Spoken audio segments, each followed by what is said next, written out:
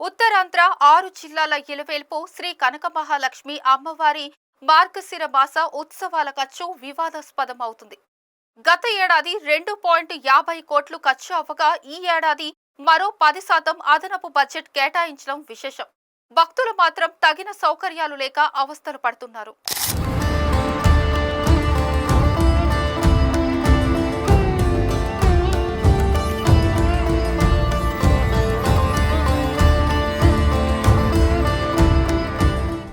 Visakha one town బురుజుపేటలో వెలిసిన కనక మహాలక్ష్మి అమ్మవారికి ఏటా మార్గశిర మాసంలో ఉత్సవాలు నిర్వహించడం ఆనవాయితీగా వస్తోంది. ఒడిశా, కర్ణాటక రాష్ట్రాల నుంచి సైతం అధిక సంఖ్యలో భక్తులు వస్తుంటారు.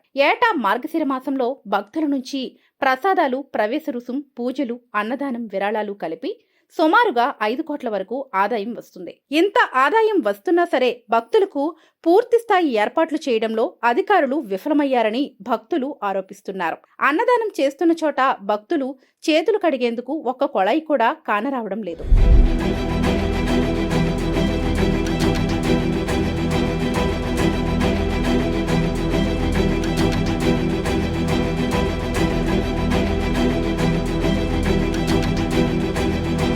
నా పేరు చల్లమలశెట్టి వెంకటరమణ అండి. నేను ఎగ్జిక్యూటివ్ ఇంజనీర్గా వర్క్ చేస్తున్నాను.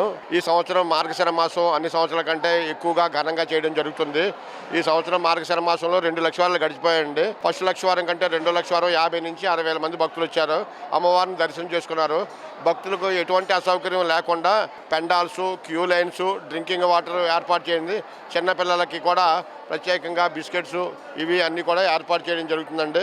ఇవే కాకుండా 3వ లక్ష వారం కూడా కావాల్సిన ఏర్పాట్ల గురించి కార్యనిర్వహణాధికారి శోభారాణి గారి ఆధ్వర్యంలో అన్ని ఏర్పాట్లు చేయడం మొదలుపెట్టామండి. 3వ లక్ష వారం కూడా 60 నుంచి 70 వేల మంది వస్తారని చెప్పేసి వాటికి ఏర్పాట్లు కానీ చేయడం మొదలుపెట్టాం. విశాఖపట్నం బురుజుపేటలో వెలిసి ఉన్న శ్రీ కనక మహాలక్ష్మి అమ్మవారి మార్గశిర మాసోత్సవాలు అంగరంగ వైభవంగా జరుగుతున్నాయి. ప్రతి ఏటా మార్గశిర మాసంలో సాంప్రదాయబద్ధంగా నిర్వహించే ఉత్సవాలు ఈ ఏడాది కూడా ఆలయ అధికారులు పటిష్ట భద్రత మధ్య భక్తులకు దర్శన భాగ్యం కల్పిస్తున్నారు. అందులో భాగంగా ఈరోజు కూడా మేము కూడా అమ్మవారిని దర్శించుకోవడం జరుగుతుంది. మరి మార్గశిర మాసంలో అమ్మవారిని దర్శించుకుంటే భక్తులు కోరిన కోరికలు నెరవేరుతాయని, అలాగే సర్వ పాపాలు హరించుకుపోయి సుఖ సంతోషాలతో కలకాలం ఉంటారనేది భక్తుడి ప్రగాఢ విశ్వాసం. భక్తులందరికీ కూడా మార్గశిర మాసోత్సవ శుభాకాంక్షలు తెలియజేసుకుంటూ అందరూ బాగుండాలి, అందులో మనం ఉండాలనే సంకల్పంతో అమ్మవారి దర్శనాన్ని ప్రతి ఒక్కరు కూడా ప్రశాంత వాతావరణంలో చేసుకోవాలని కోరుకుంటూ, కొందరు ముందైనా కొందరు వెనకైనా అందరికీ దర్శన భాగ్యం కలుగుతుంది కాబట్టి అందరూ ప్రశాంత వాతావరణంలో దర్శనం చేసుకోవాలని కోరుకుంటూ సెలవు తీసుకుంటాం. ఇప్పుడు మాకు ఏటి ఇవ్వలేదు. ఇక బయటకు వస్తే మంచినీళ్ళు ఇచ్చింది, అడిగితే ఇచ్చింది మంచినీళ్ళు, లోపల ఏటి లేదే.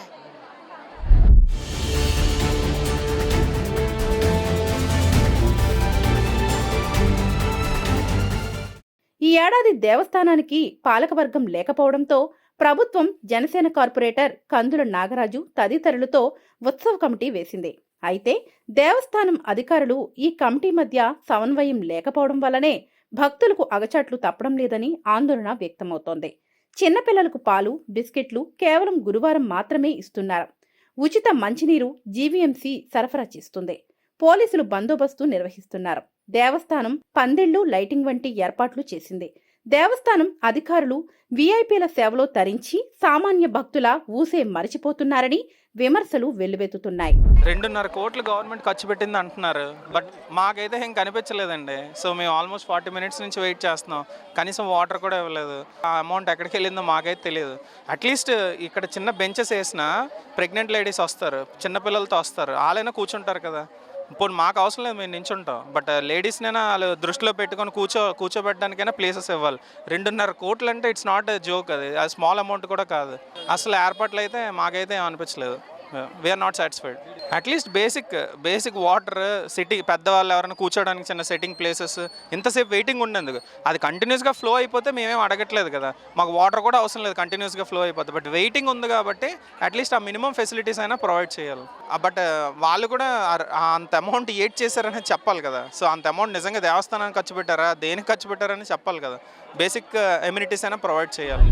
ఈ ఉత్సవాల్లో చెప్పుల స్టాండ్, చీరల ద్వారా సైతం దేవస్థానానికి మంచి ఆదాయం వస్తుంది. మరి 2.70 కోట్లు ఎక్కడ ఖర్చు చేస్తున్నారో ఆ దేవుడికే తెలియాలి. క్యూ లైన్లకు మంచినీరు దూరంగా ఉన్న కారణంగా మహిళలు, పిల్లలు అవస్థలు పడుతున్నారు. కనీసం బెంచీలు లేకపోవడంతో మహిళలు పిల్లలతో కిందనే కూర్చోవలసి వస్తుంది. ఉత్సవాల సమయంలో సైతం రోజు ఉదయం 11:30 నుంచి 12:30 వరకు అమ్మవారికి నైవేద్యం పేరిట క్యూ లైన్లు ఆపేయడంతో భక్తులు విసిగిపోతున్నారు. 500 రూపాయలు టికెట్ తీసినా సరే అమ్మవారి దర్శనానికి గంటల సమయం పడుతుందని ఆవేదన వ్యక్తమవుతోంది. 200 ఎంత ఉంది? ఫ్రీ దర్శనం వాళ్ళు చాలా మంది ఉన్నారు కదా, తప్పదు. ఇంకా ఇప్పుడు అమ్మవారి భోగాన్ని కాపాడు. మేము గోపాలపట్నం మధ్యలో ఎక్కడో ఉన్నట్టుందండి. ఇక్కడైతే లేదండి, ఇక్కడైతే లేదు, మధ్యలో ఉన్నట్టు లేదండి. ముప్పో గంట అవుతుంది, భోగం పెడతారని ఆపినట్టు ఉన్నారు. మాకైతే ఎవరు ఇంటిమేషన్ ఏమి ఇవ్వలేదు. మేము లైన్ లో ఉన్నాం.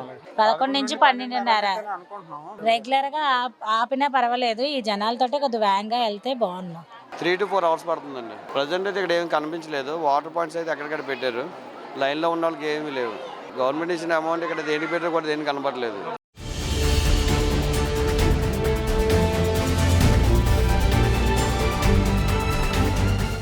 ఉత్తరాంధ్ర 6 జిల్లాల ఇలవేల్పు శ్రీ కనక మహాలక్ష్మి అమ్మవారి మార్గశిర మాస ఉత్సవాలు అంగరంగ వైభవంగా జరుగుతున్నాయి.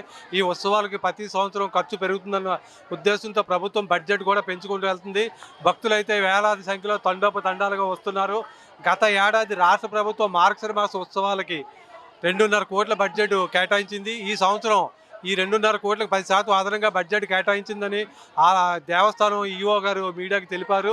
అయితే ఉత్సవాల్లో ఏర్పాట్లు ఎక్కడ 2.5 కోట్ల ఖర్చు అనేది మాకు కనిపించడం లేదని భక్తులందరూ అసంతృప్తి వ్యక్తం చేస్తున్నారు. మీడియాకు పాసులు జారీ అయితే ప్రాసనంగా జరిగిందని చెప్పాలి. ఒకే రిపోర్ట్కి 2-3 పాసులు, కొంతమంది రిపోర్ట్కి అసలు పాసులే రాలేదు. అదే తొలి గురువారం ముందు రోజు రాత్రి 10:30 తర్వాత మాత్రమే పాసులు జారీ చేయడంతో మీడియా ప్రజలు తీవ్ర అవస్థలు పడ్డారు. ఇక్కడ ఉత్సవాల్లో పిల్లలకి పాలు, బిస్కెట్లు పంపిణీ చేస్తున్నామని ఉత్సవ కమిటీ సభ్యులు అయితే చెప్తున్నారు. కేవలం ప్రతి గురువారం మాత్రమే అందుతున్నాయని భక్తులు చెప్తున్నారు. ఈ పాలు, బిస్కెట్లు, అన్నదానికి బియ్యం అనేవి దాతలే సమకూరుస్తున్నారు. మరి ప్రభుత్వం ఇచ్చిన 2.5 కోట్లు బడ్జెట్ ఎవరి జేబుల్లోకి వెళ్ళిపోతుంది అనేది అంతులేని మిస్టరీగా తయారైంది. వీడియో జర్నలిస్టు ప్రేమ్తో శ్రీనివాస్, VBC టీవీ, విశాఖపట్నం.